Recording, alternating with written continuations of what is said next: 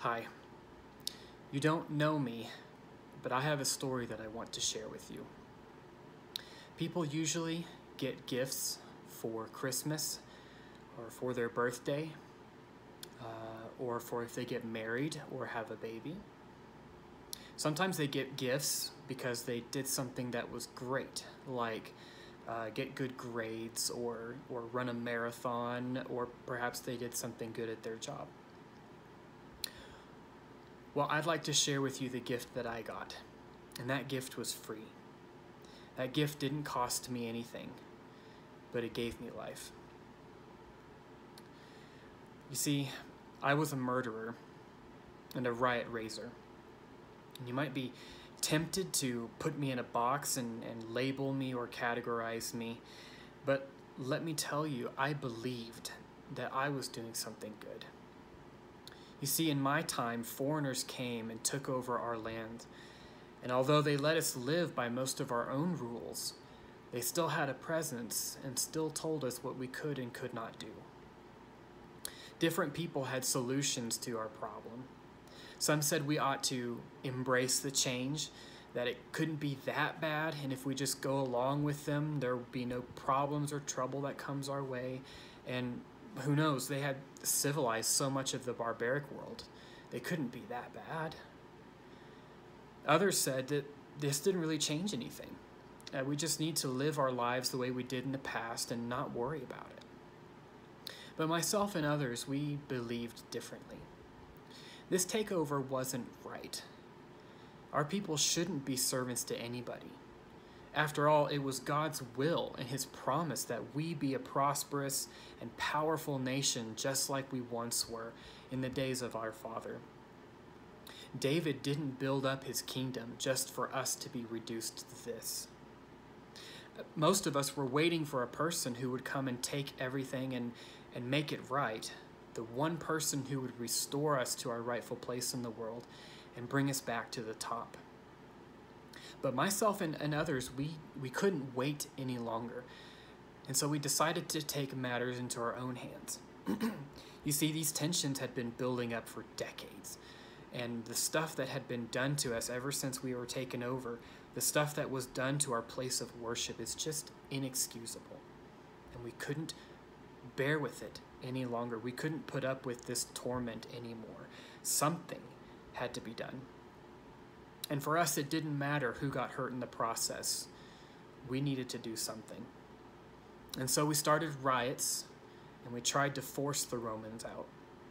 If we could cause enough chaos, surely they would leave us alone. Surely they'd think that we're not worth all of this trouble.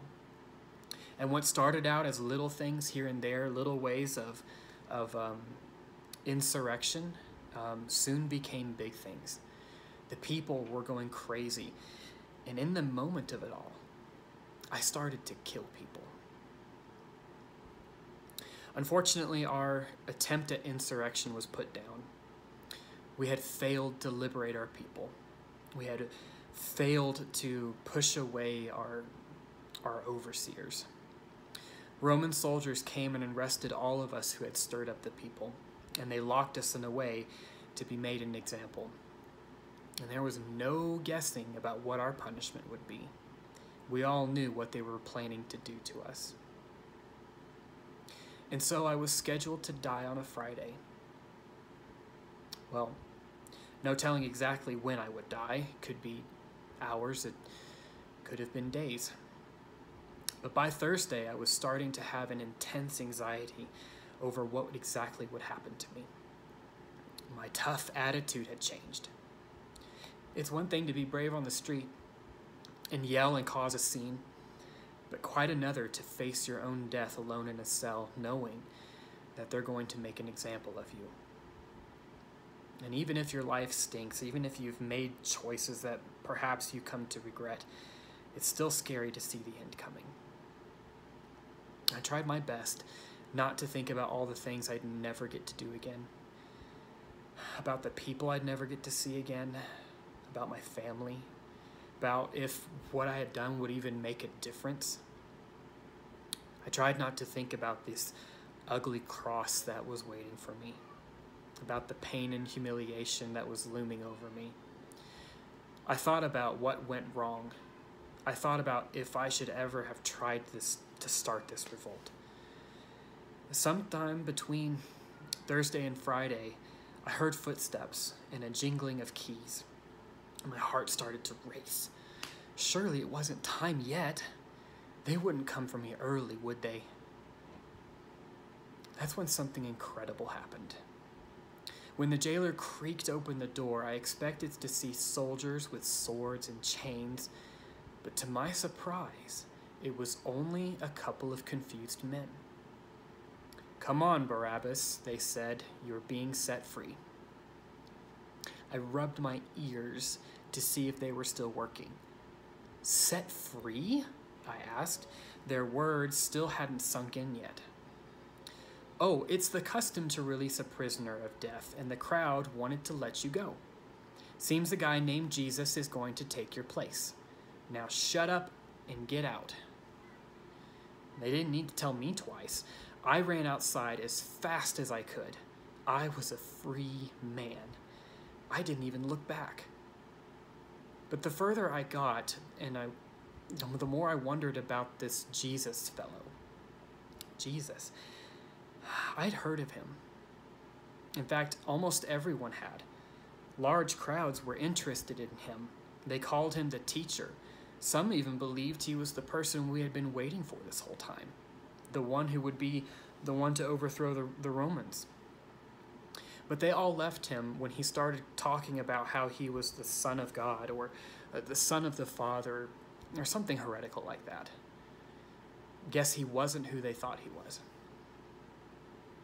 I can't explain to you how it felt to be walking around town, looking at the birds in the sky. I wanted to see and smell and touch everything. All these things that I thought that I would never get to see again, now all of a sudden had new meaning to me. Even these flowers on the side of the road, I couldn't help but just go up to them. I couldn't pass them by. I went and visited my family. I ate a good meal. I took in the sights of the city. But it was still sinking in that this Jesus was dying in my place. And then right about this time, he would be in agonizing pain and torture. As I went to bed that night, I was restless, still thinking of Jesus. You know, he hadn't done anything truly deserving of death. They said he was the King of the Jews and that he would be the one to oppose Pilate. But I know a revolutionary when I see one. I was the one who wanted to overthrow the Romans through violence. I was the one who actually committed the crime that they had accused him of. My name is Barabbas, and it means son of Abba, but it also sounds like son of the Father. I couldn't help but think the crowd had got it wrong. Maybe they crucified the wrong son of the Father. But I knew that if not for that man, it would have been me. It would have been me brutally hanging on the cross, hung for dead. It would have been my skin on the line. I would be the one to be the example of shame and torture. I'm still thinking about this Jesus. I'm still thinking about this new life I have and what I'm going to do with it. I'm still thinking about this unexpected gift that Jesus gave me. The gift of a cross I never had to see. But I guess you wouldn't know how it feels to have someone die for you like that. Or do you?